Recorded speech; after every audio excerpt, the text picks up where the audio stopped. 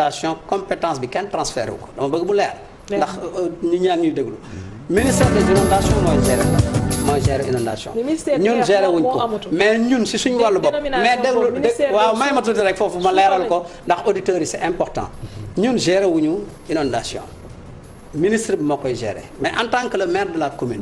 yor commune bi ban ministre moo fi nekk instant bi pour ndox ministère bi nga wax inondation. waaw mais bàyyi ma eggali rek xam nga soo ma mayul ma eggali tamit ba tey wax bi suñu commencé dara dagg ko eggul commencé waat beneen dagg ko eggul waxtaan bi du mën a am sens ci ñi nga xam ne ñu ngi ñuy déglu. mais damay bëgg dama bëgg population nit tel ma xam nga ne ministre de l'intérieur ñu xam ni ministre de l'intérieur tey mooy interlocuteur bi. non ministère des inondations Serigne Mbaye Thiam la moo koy gérer. Serigne Mbaye Thiam eau et assainissement yoru inondation. Serigne Mbaye Thiam non Mansour Faye mooy yore inondation.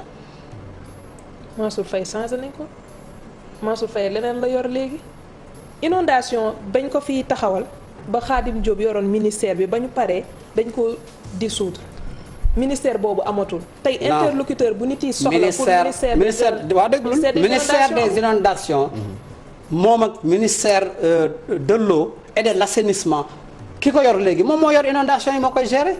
tey actuellement Serigne Mbaye Thiam compétence am la tey moo koy gérer tey bi ñuy lancé plan Orsec bi kan moo ko lancé à Keur Massar ministre de l'intérieur ak moom ñoom ñaar ñoo fa nekkoon. mais assainissement lay gérer volet assainissement. mais benn la xam nga da nga bëgg a indi. da nga bëgg a indi. intérieur moom mooy coiffé intérieur moom mooy. xam nga même ministère des collectivités territoriales sax boo xoolee am na ci wàll.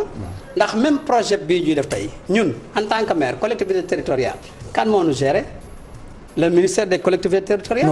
suñu amee loo xam ne war nañ ko plaider mën nañ ko dem plaider ci ministère des collectivités territoriales mi nga xam ne moom moo ñu yore. mën nañ ko jaaree foofu parce que même le projet de gestion des eaux pluviales bi ñuy def di ko canaliser ADM di ko doxal mais ministre des collectivités territoriales mooy ñëw di ko superviser ànd ak les maires si terrain bi. donc moom daf ma bëgg a yàqal sama wax man dama bëggoon continuer mais fi ma bëgg a yàqal dama bëgg a continuer ba mu leer. c'est pour juste mu clair quoi. xam nga li ngay wax nii démb dañ ko poser encore sur la table di ko waxtaanee fii.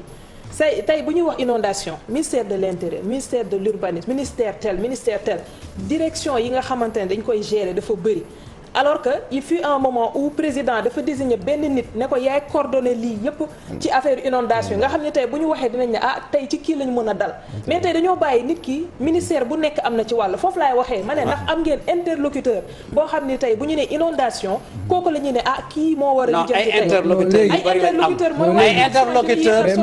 bàyyi ma àtte leen li ngeen di wax benn la presque bàyyi ma àtte leen pour ñu avancer pour nga mën a développer c'est-à-dire que léegi dafay mel ni genre situation d'urgence parce que on a déclenché ce qu'on appelle le plan Orsec c'est le ministère de l'Intérieur qui coiffe tout en tant que ñuy génn si lii tous les départements concernés directement wala indirectement sont dans la chose mais ku koy coiffer Orsec c'est le ministère de l'Intérieur léegi jiitu woon nañu aca yooyu ñu dem le ministère de l'Intérieur mooy coordonner le plan Orsec loolu leer na